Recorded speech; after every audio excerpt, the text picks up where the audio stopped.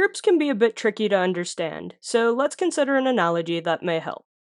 Imagine that the company group is a giant circle, and all groups under it are smaller circles.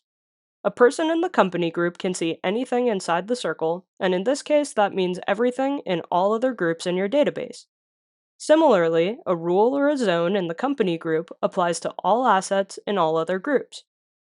Now let's dig a little deeper. You've got two types of subgroups under the company group: built-in groups that come with all Geotab databases, and user-created groups that are set up based on your company's specific needs. Each of these may have their own subgroups as well.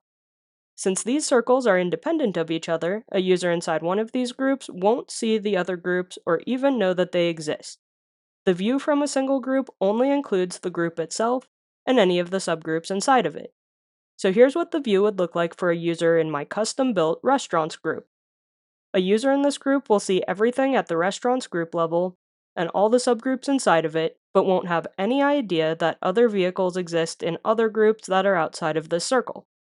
Any rules or zones that are built and assigned to the restaurants group will likewise only apply to assets and users within the restaurants group and any of its subgroups. As you may already know, you can assign multiple groups to a single user or asset.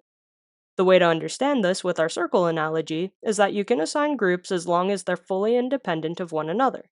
For example, you can assign both the Mexican and American groups to a single asset because those ones are independent. Whereas you would not be able to assign both the restaurants and American groups to an asset because American is already included in the scope of the restaurants group and is not independent of it.